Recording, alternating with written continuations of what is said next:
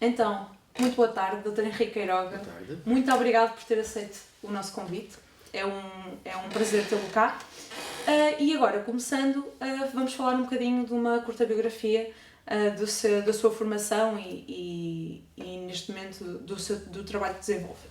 Ora bem, então, o Dr. Henrique Queiroga é professor associado com agregação no Departamento de Biologia da Universidade de Aveiro. Formou-se em Biologia na Universidade de Lisboa e concluiu o doutoramento em Biologia na Universidade de Aveiro em 96. A sua área de interesse é a Ecologia Marinha e a conservação destes ecossistemas. É atualmente diretor do Programa Doutoral em Ciência, Tecnologia e Gestão do Mar, diretor do Programa Doutoral em Ciências do Mar, Erasmus Mundus, e responsável pelo Laboratório de Ecologia Marinha. A nível nacional, é membro do Conselho Científico da Estratégia Nacional de Adaptação às Alterações Climáticas e presidente da Mesa da Assembleia Geral da Ordem dos Biólogos. É autor de mais de 100 artigos, 4 capítulos de livros e um livro. Já orientou mais de 30 alunos em dissertações de mestrado, doutoramento ou até de licenciatura, bem como outras comunicações internacionais. Pronto. Passando esta parte, gostaríamos de perguntar quais é que são os motivos que levaram o professor a seguir esta área. Esta área da Biologia Marinha. Nomeadamente. Não é muito fácil identificar os motivos, não é? Pronto, eu sempre tive alguma queda para as ciências naturais. Portanto, Biologia, Física, e portanto eram áreas que me atraíam bastante já durante o liceu, não é?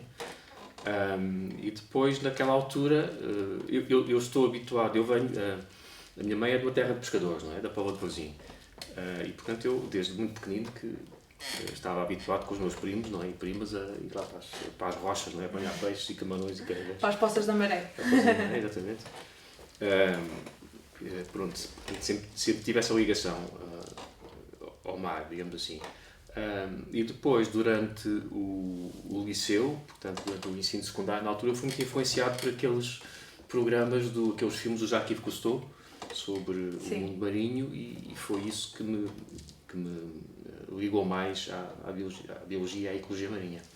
Foi-se um interruptor. E é mesmo desde pequenino, então, que surgiu esta predisposição, quase. Mais fortemente durante a adolescência, digamos assim. Sim. Certo. Ok. Final Muito da bem. adolescência, sim. E de momento, pode falar-nos um bocadinho sobre os projetos que está a desenvolver, em que áreas mais específicas? Sim. Portanto, do ponto de vista, digamos assim, da investigação científica de base que faço, portanto, eu estou muito interessado naqueles problemas que estão relacionados com a dispersão, a ecologia da fase larvar dos organismos marinhos, das espécies marinhas, não é? Porque a maior parte das espécies marinhas tem uma fase larval do seu ciclo de vida, que isto digamos assim, é um fenómeno, é um facto que não é muito conhecido, não é? Pois não. Exatamente, não é? E o facto de essas espécies terem uma fase larval no seu ciclo de vida tem determinadas consequências na dinâmica dessas populações e na distribuição espacial dessas populações, e na forma como unidades populacionais que parecem estar desligadas umas das outras, porque o habitat é descontínuo, de facto são ligadas por este fluxo de larvas. E, portanto, esse é um aspecto em que comecei a trabalhar durante o meu doutoramento, não é? E que tenho, de diversas formas, não é? Vindo a desenvolver ao longo dos anos, com vários projetos, não é? Pronto. E usando também várias técnicas, várias metodologias para abordar estas questões. Isto por um lado, não é? Depois também eu interesso-me muito por problemas de conservação. Portanto, eu ajudei a montar a candidatura da Reserva das Berlengas à Reserva da Biosfera, e, portanto, estou muito envolvido na gestão da Reserva das Berlengas, e, portanto, esses aspectos de conservação marinha também me interessam bastante. Mas, enfim, entre outros projetos e ideias que temos desenvolvido, por um lado, ligadas à distribuição espacial da biodiversidade marinha, por outro lado, ligado ao impacto que as alterações climáticas têm nos ecossistemas marinhos, não é? Portanto, ao longo deste conjunto de ideias que trabalho e com os meus colaboradores. Ainda é assim uma panóplia bastante diversa de temas. Portanto, eu não sou muito em termos de investigação, muito focado, não é? Não sigo uma linha muito precisa, enfim, é uma questão de feitio, não é? Interessa-me por vários problemas e estas coisas, de alguma maneira, têm sempre uma conexão. Acabam por ter, não é? Portanto, este mundo está tudo ligado, não é? É verdade, todos ligados. Está tudo ligado e, portanto, convém não perder de vista aquilo que se passa à nossa volta, digamos assim. Claro. E agora, dentro destes projetos, destes temas que falou, que temas é que acha que se adequariam, no caso, por exemplo, com um aluno que quisesse fazer uma pesquisa em licenciatura ou eventualmente uma dissertação de mestrado ou até uma tese de doutoramento? Sim, qualquer deles. Por exemplo, ando desde há 2 ou 3 anos a tentar convencer alunos para pegar num conjunto de amostras de fitoplâncton que nós colhemos no estuário do Rio Douro, numa colaboração com a Universidade de Trás-os-Montes e Alto Douro e também com a Universidade de Santander. Portanto, um dos problemas que nós temos na Península Ibérica, ligado às alterações climáticas, é o aumento da frequência e da intensidade das secas. E isso tem consequências na ecologia dos estuários, também da onda costeira, obviamente, não é? Claro. Consequências na ecologia dos rios, do estuário e da onda costeira. E portanto, um dos projetos que desenvolvemos, que estamos a desenvolver relacionado com esta temática, é tentar perceber como é que regimes diferentes de caudal de descarga do Rio Douro afetam a composição e a distribuição da comunidade fitoplanctónica no próprio estuário. E, portanto, isto é uma coisa que um aluno de licenciatura em projeto pode desenvolver. Tem a capacidade e o tempo para sim.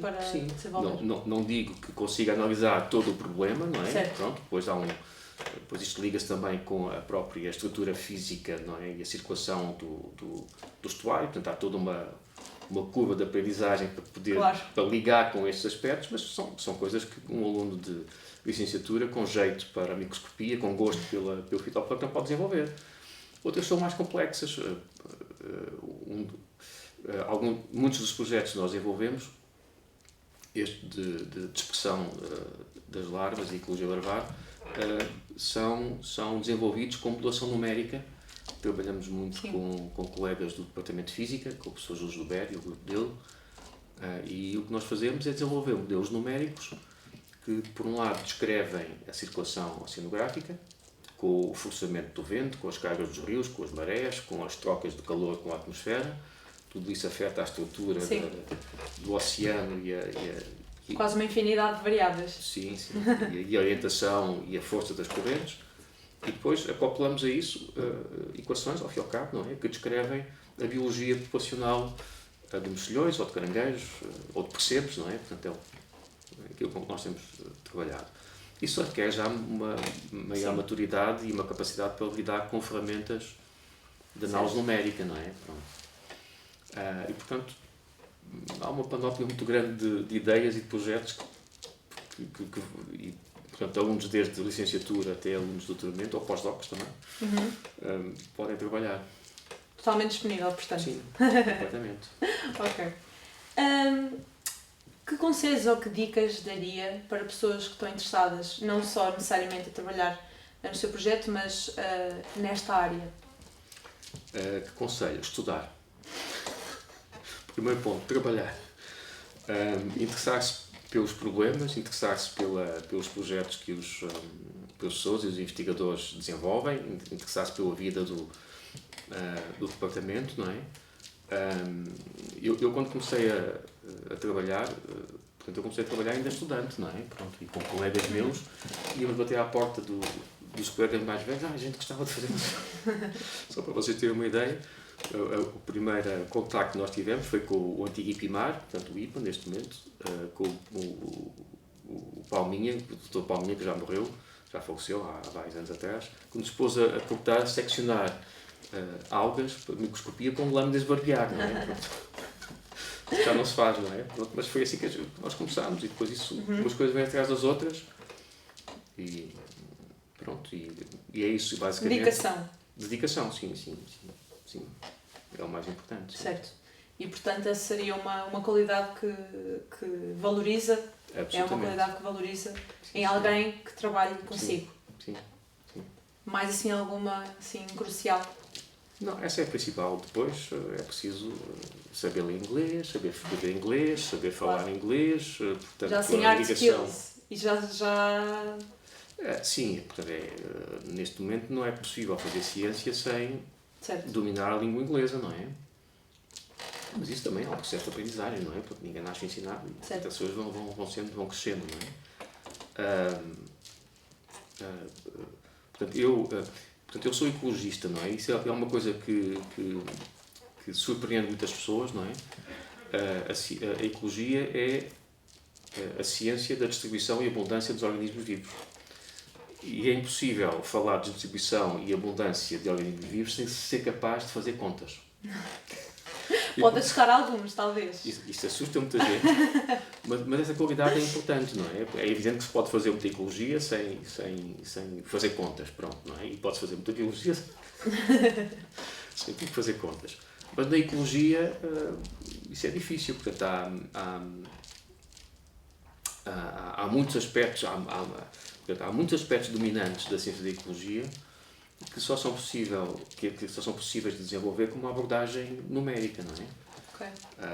E também a interdisciplinaridade cada vez é mais uma realidade, não é? Exatamente. Agora trabalhar isolado já não é... Não, exatamente. Por um lado, interdisciplinaridade no sentido de, na ecologia, e na ecologia marinha, de ligação com as outras áreas científicas que descrevem o ecossistema marinho, não é? Portanto, a vida, se pensar um bocadinho, não é? A vida em terra, digamos assim, está naquela interface entre a terra e a atmosfera, entre o sol e a atmosfera, não é? Está, enfim, 1 ou 2 metros para baixo, ou pouco mais talvez, não é?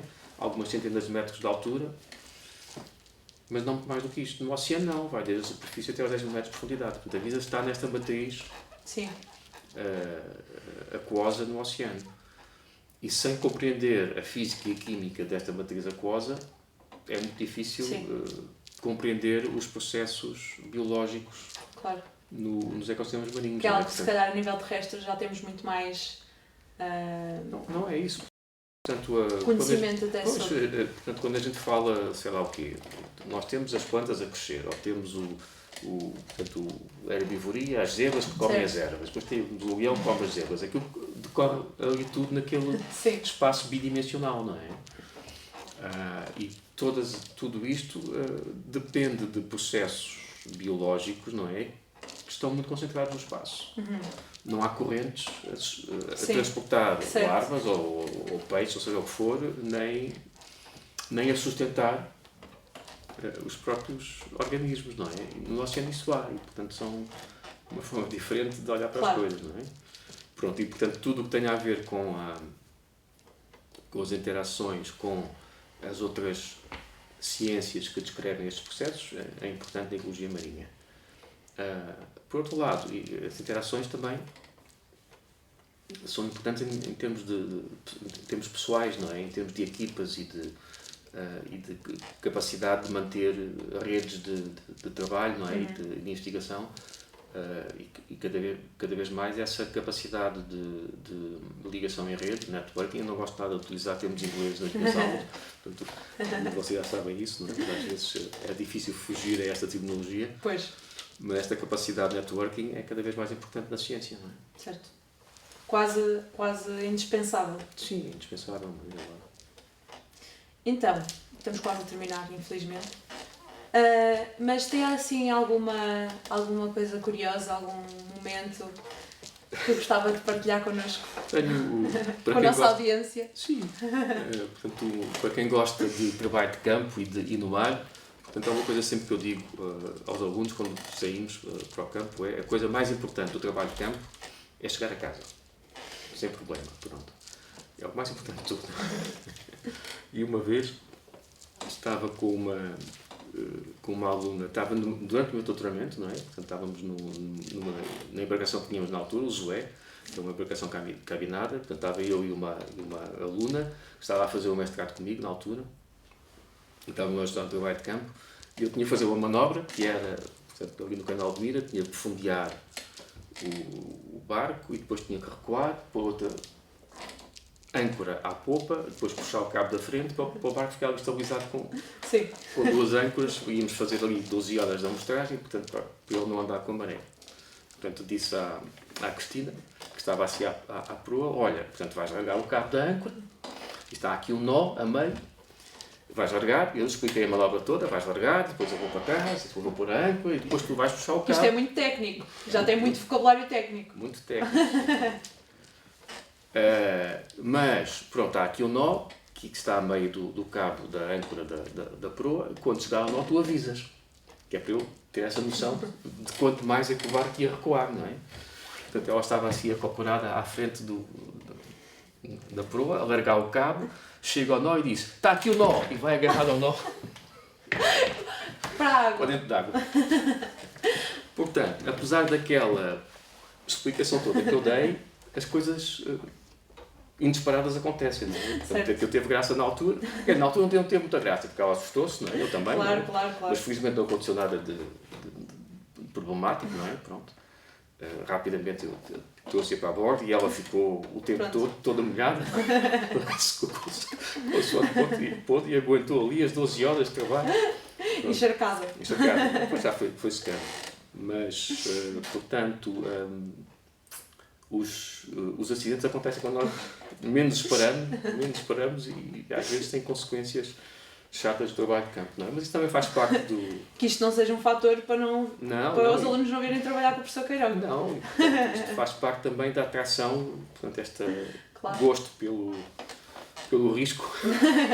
É uma adrenalina. Exatamente, também faz parte da ecologia, não é?